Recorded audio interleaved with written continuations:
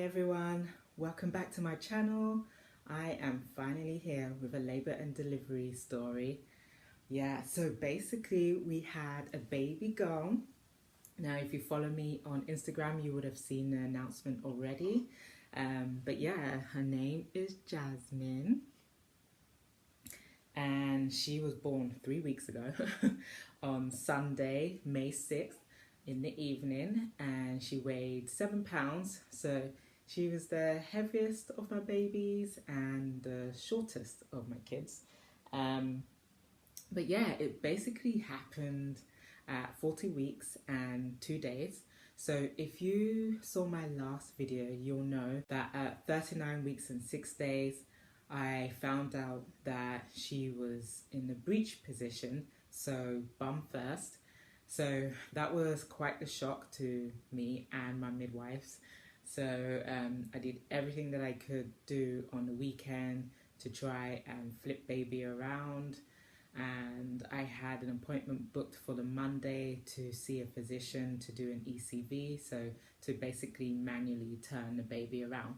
Well, I didn't make it to that appointment because she was born on a Sunday. So what happened on a Sunday is I was helping my kids with their Sunday chores. So I was moving around quite a lot, and we had the plan to go and watch a movie at the cinema because, you know, we've been trying to spend a lot of time together as a family before baby arrived. The day before we actually went to Sky Zone.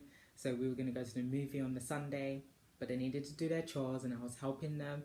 And I noticed I was having contractions and they were quite strong, so I was noting it down and they were like 10 minutes apart. But I still didn't think anything of it because the week before I was having the same experience. I was having contractions every 10 minutes. But at that time I was just sitting down, chilling, watching the TV. But this time I was moving around. So my husband looked at me and he said, "Go sit down, I think you're doing too much." So I actually went to my bedroom and I sat on the bed. And I thought that helped because I didn't get another contraction like 10 minutes later. So I figured, oh, okay, maybe it's because I was moving around too much. And then literally at 1:10, so 20 minutes later, I got another contraction. And just as I got that contraction, my water broke right on the bed.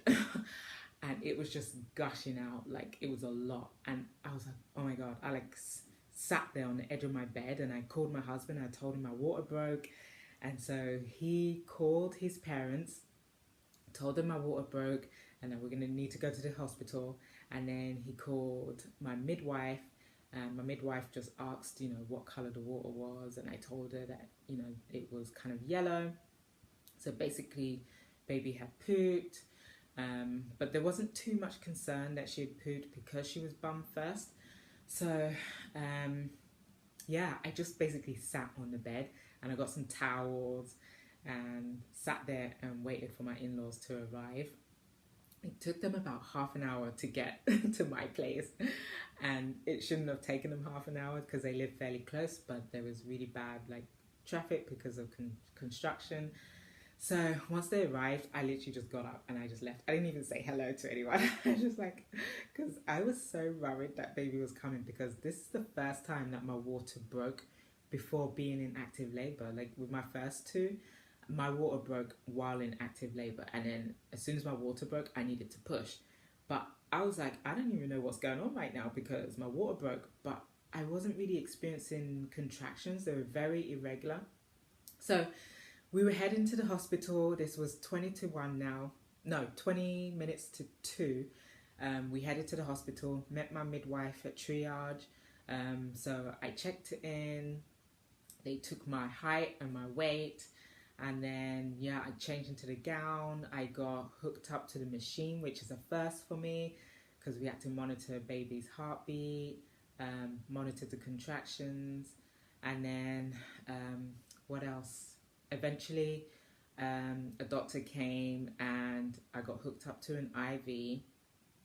And yeah, I also had another doctor come in and we kind of discussed like my options for delivery. I opted to have an epidural, which again is a first for me. And yeah, we basically had to wait for me to get into active labor, for one, before I could have the epidural. But he went through all of like the risks with having a vaginal delivery, and also the risks with having a cesarean section. He did tell me that I would have to deliver in the operating room, which I knew about, and he did say that if baby gets stuck, that I basically need to be knocked out and they would need to break my pubic bones. I was like, what?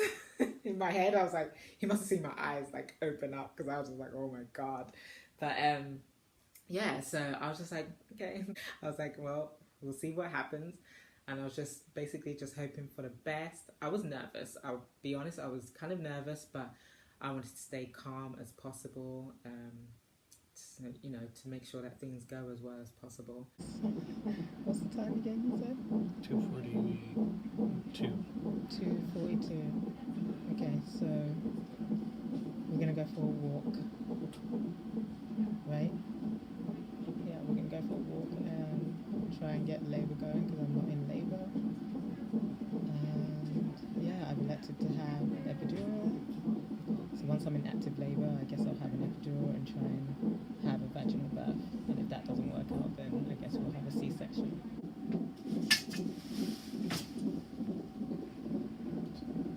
So yeah, my contractions were very irregular still. For the most part, I wasn't even feeling some of them. The machine would say I was having a contraction and I didn't even feel it. So then what we ended up doing is using a breast pump to help bring on contractions. And that was about 3:15 p.m. So that was about an hour and a half after my water broke. So using the breast pump really helped, because it now brought my contractions to be about 3-4 minutes apart. And then my midwife checked me and I was 5 centimeters dilated. That was about half an hour after using the breast pump. So at 3:45, I was 5 centimeters dilated, which is good. So things were moving along nicely. And then about an hour later at 4 p.m, I was moved to the labor and delivery room. And then I was still like in the bed, but I was able to get up and walk around, which was really nice. That's how I like to labor, and just keep things going. And I find it easier when I'm walking around to deal with the contractions. I did find it difficult when I was in the bed, like, oh, it didn't feel nice to be in the bed and have to breathe through the contractions.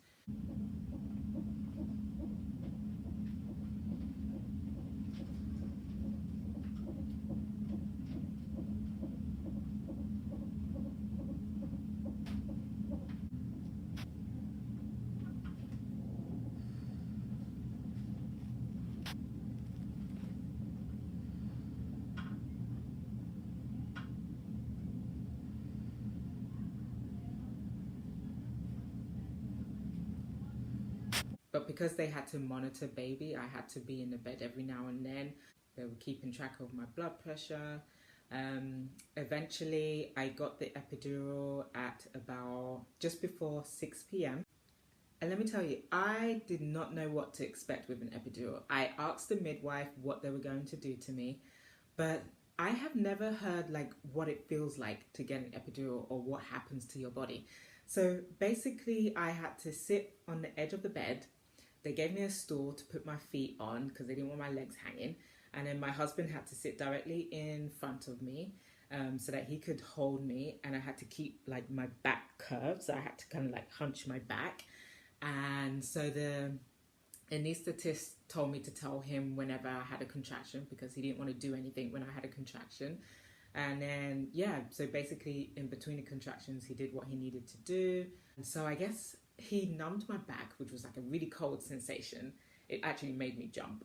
And then when he put the needle in, it was like a zap. And like, yeah, basically just a zap that went through my body. And it kind of almost makes you want to jump, but you know, you're told to stay still. So I stayed as still as possible.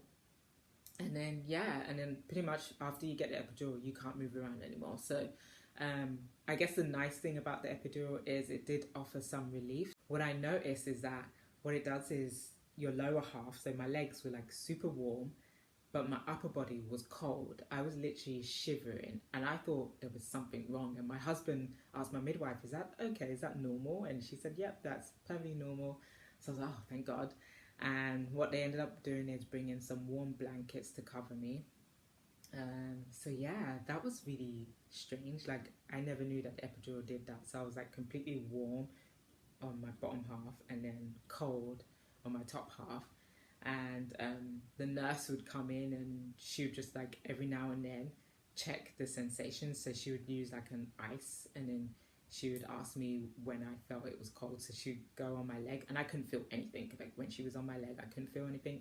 And then as she got to my upper body, I felt it, and then I'd tell her I can feel it. So the epidural was working, and yeah, I basically just stayed in the bed, contracted in the bed, and then about an hour, oh sorry my dear, and then about an hour later at 7 p.m. I got checked and I was 8 centimeters dilated. So things were still progressing, things were going really well. And then eventually I got moved to the operating room, and that was like closer to 9 p.m. It was probably maybe 8:30, I'm not really sure. And then yeah, again, that was a first for me. I'd never been in an operating room. It was just like one room with like these huge lights, and there were so many people in that room. Okay, so for one, I had my midwife, I had the physician, who was going to deliver the baby if there was an emergency, and there were, I believe, 3 pediatric doctors. There was an anaesthetist and 2 nurses who were there throughout my labor, and then there were like student doctors as well, because it was a teaching hospital and they don't get to see a breech delivery too often. So there was a whole bunch of people in the room. They were just basically checking my cervix to make sure that it was fully open before I pushed. They asked me to let them know like when I felt like pushing. Yeah, I was starting to feel more pressure, and I would tell them I was feeling more pressure, and I had more of an urge to push. But that urge to push was way more less than the urge to push when you have a natural labor and delivery. So that was the intention of getting the epidural, to have more control. And I definitely had more control, but I still felt everything. I could feel her when she was coming out. And again, like, she felt differently because she was bum first. She was larger, right? So I could feel her body coming out. And that really just gave me the encouragement to keep pushing. I remember looking at the clock when I started to push, and it was 9 p.m. and I delivered her after 3 contractions. So it was really fast. It was smooth, like, as far as I could tell. It went really well. I couldn't have asked for anything else. She was delivered safely and she was healthy. I was so worried that they're going to take her away, but they put her on me right away. So I got that skin to skin right away. And yeah, and then eventually they took her away, like, to the side, to do what they needed to do. And yeah, I could hear her crying, so I knew that she was okay. And then after that, eventually we got moved to the post-delivery room. Yeah, where we got to spend some time together. Yeah. Welcome to the world.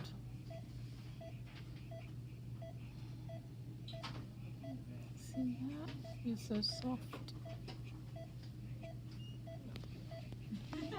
Sure. Beautiful. It is today. It is now. Yeah. So that was me, Jasmine, and my husband. You know, we just spent time together. And yeah, I had a catheter. Yeah, so I had a catheter. I have no idea if the catheter was still in me when I delivered. I'm assuming it was taken out before I delivered. But yeah, she was weighed, and yeah, everything just went well, like as well as can be, you know, for a breech baby. Like, I did not know what to expect. But in my head, I remember just when I went into that operating room, I told myself to just act as if this was a normal delivery. And technically, a breech delivery is still a normal delivery, and with any labour and delivery there's always risk of complications. So but yeah, I just told myself this is just like my other two. I was telling myself this is just like the other two, stay calm and relaxed. And yeah, I was able to deliver her just as I delivered my other two, and yeah, she is perfectly healthy. She's doing really well.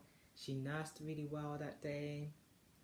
And yeah, that's pretty much my labor and delivery story. Like it went as smooth as possible, and I could not ask for anything more. And yeah, she completes our family. We are enjoying her, and yeah, we've been busy, obviously. Like I've tried to like stay indoors most of the time, but my husband was home with me for the first week, which was really nice. And then yeah, she's already been to like my daughter's daycare, she's been to my work and my husband's work, so most people have seen her. My son's daycare wants to meet her, so I don't know. I'll try and find some time for them to get to meet her.